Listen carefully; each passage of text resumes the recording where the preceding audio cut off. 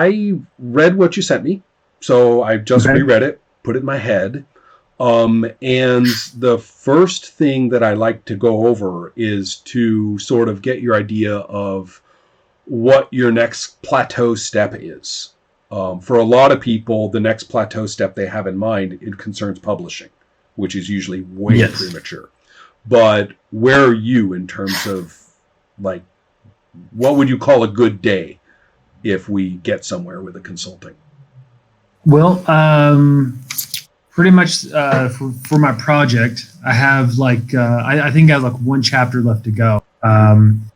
I've personally play tested it quite a bit, so I need an outside perspective. Mm-hmm. And then pretty much from there, it's about getting my outline and those things done, or my format for my book. I have a lot of questions on publishing and those kinds of things.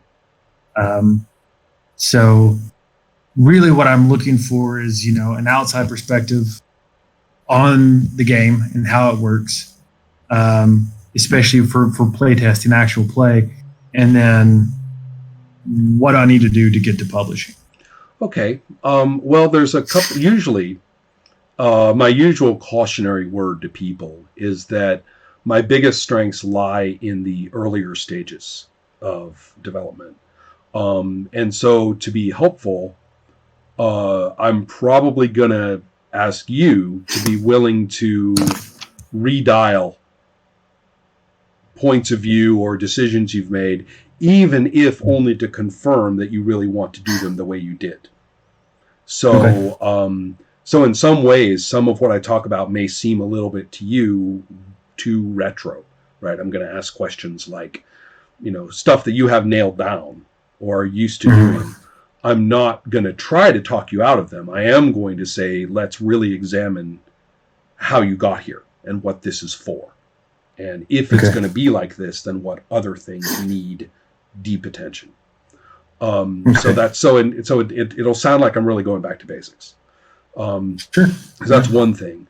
Another is that, yes, I'm happy to play test. I have recently just boomed in local play, which is what I've been sucking wind on for 2 years, and now it's just dropped in my lap. I've got, basically infinite play if I want it, which is great. Wonderful. Yeah. So, and really nice people, and more than happy, I'm sure, to try something out. So that's exciting. So yes, playtesting is a go. The other thing I wanted to do was to get a better idea. Now, I know you could just send me the first chapter or send me the manuscript and say, read it. That's actually the last thing I want to do. And I guess I mean that in two ways. In the literal way, it means I want to do it later after we talk and I'm oriented. The other way is sort of the less polite way of saying that reading a manuscript and taking sort of more of an editorial review role toward it, that's not my skill set. It's not really. So when I say it's the last thing I want to do, I'm kind of saying it in the rude way, which is yes, I will, but only because I like playing it, only because I like what you're doing, only because we're, engaged in the consulting. Then I'm happy to read the thing. Until then, reading a role-playing text cold, just somebody saying, "Here, read my thing," it's kind of like, no, I'll just take this spoon and hit myself in the eye. I got you. So the first thing I sort of, I'll put it this way. To me, both the way anyone gets interested in playing a role-playing game, and the way that makes the most sense for me to think about how it works or whether it works or anything like that, is to start with really basic, imagining a group of characters in play, in a situation. And if we take any game, like a published game that you and I probably know, you name a game you like, played a lot, all the rest of it, and if I know it, then you and I could probably pretty easily imagine what a group of typical looking player characters are doing. And, if just to pick a couple out of the gate, if I mention, what people are doing in Call of Cthulhu, if I imagine the characters, I imagine their activities, not even really even imagining the players at this point. I'm just imagining the activities of the characters, and especially in some kind of crisis decision when they have to make a decision. I mean, I'm imagining this as we speak, right? The investigators somewhat. And I'm thinking very much of like the naive investigators, people who haven't, confronted the beyond yet. Through a series of various activities, they have sort of overcome their moral qualms about digging up a grave. And so, some of them are still, worried about whether this is the right thing to do. Others are just worried about whether they're going to get arrested. Others are like, screw it, the truth is all that matters. We're digging up the grave. Anyway, so they're in there role-playing all this stuff, and they're digging up the grave. And of course, the ghoul, appears from behind one of the headstones, grabs one of them, and drags them out of sight of all the others. And there's a scream and all the rest of it. And they jump around. They suddenly see, over their wounded friend, they see the ghoul, right? All right, sanity checks. Now the question is, what do? Are they going to run off and leave the dude to get, eaten?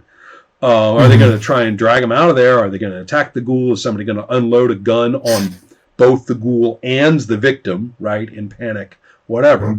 We're going to do all this. So you see what I mean by imagining the circumstances. When are we into it? When are we rolling dice? If that's what we do. That's a really long fucking preamble. Sorry, but you'll notice that a lot of role playing covers try to show you that. Not all of them, but a lot of them try to show you that. Which bread and butter wise is a really good idea. It's not the only kind of cover to have. But just as a coincidence, I'm about to replay a game that I love and haven't played for a really long time. And one of its biggest weaknesses as publication is its complete failure to do that. Okay. There's not even a symbolic or evocative thing on the cover because you don't know what the symbol is, right? There's not even anything evocative on the cover. Even like a mysterious face, right? Is enough. But even more so if you have sort of your action figure layout of all the characters doing things. I'm not necessarily recommending that kind of cover. What I'm saying is how useful that kind of cover is for orienting anybody. Someone says, hey, you want to play this game? The other person says, never heard of it, and sort of reluctantly takes it, right, when the person hands it to them. They look at the cover and they go, oh, yeah, let's play. It's because they've been oriented in that fashion. Right. So for your game, what's the equivalent? Describe a few characters in the crisis situation they're in, so I get it.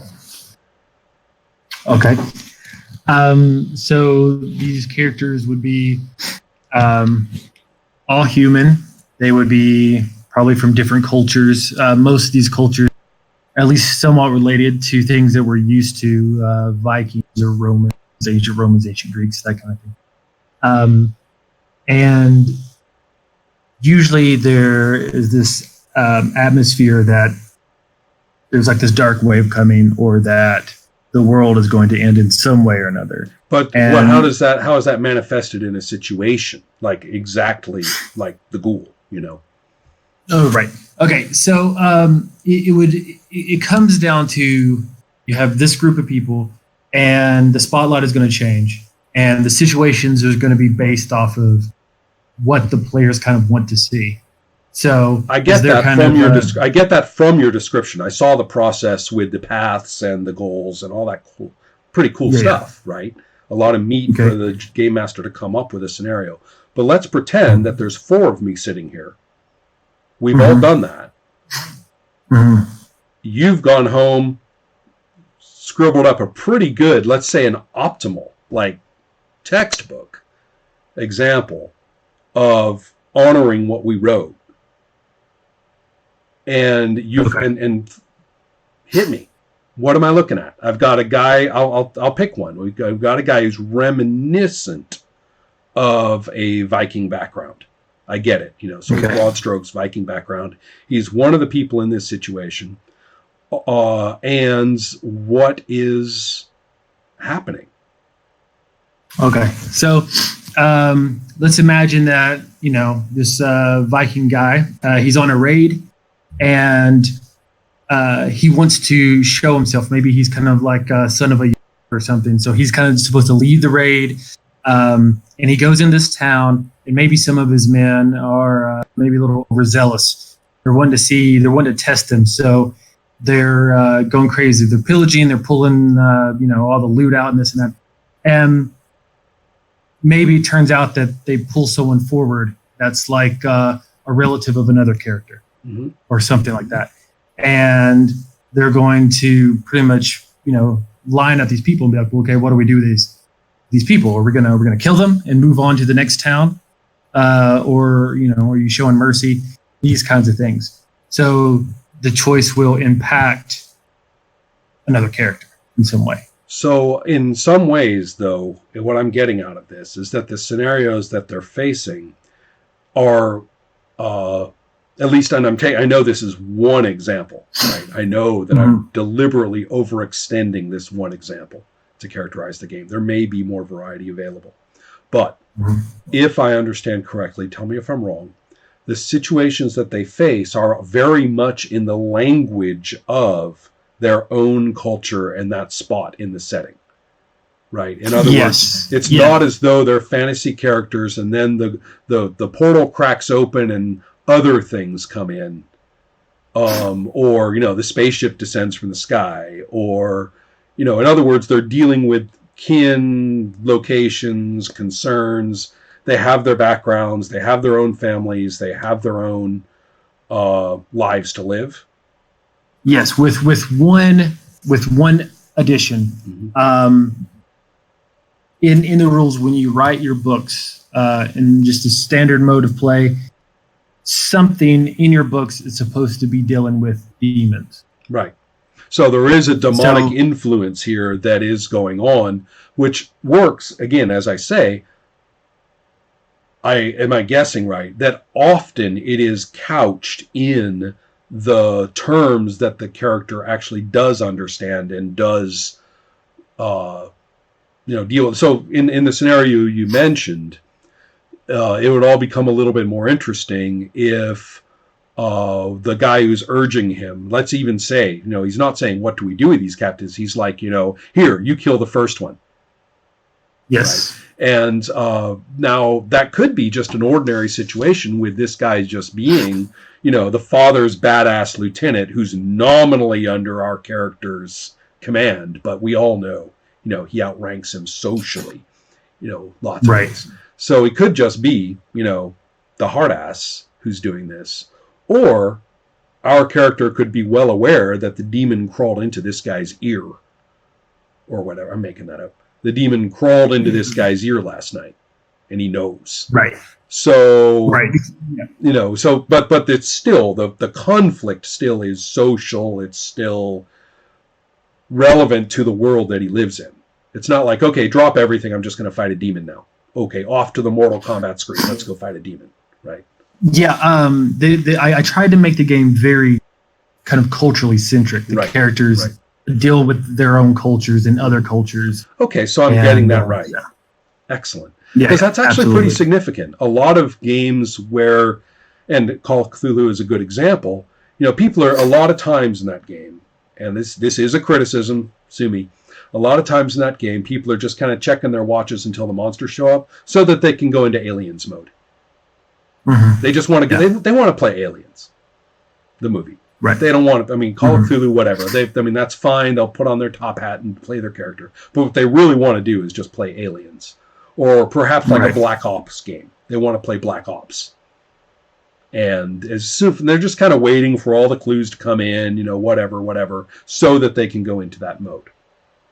And so that's why I was kind of careful on trying to understand that issue. Be sort of really kind of see where you were going to go with it.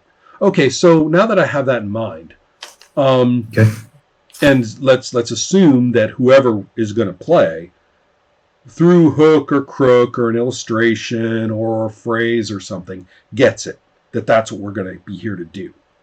And let's say, because any number of people might not like it, but let's, I'm willing to agree that 99.9% of role players will love your game.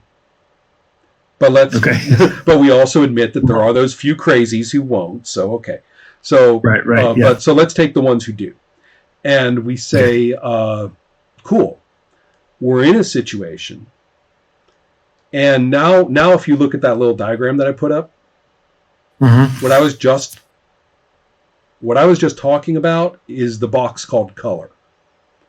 And what I'm going to claim is that unless that kind of floats your boat, with no mention of systems, no mention of anything at this point, unless that floats your boat, you're not going to play. Even if you sit at the table and roll dice, you're not going to play. And this has to get you. You're interested in this fictional depiction.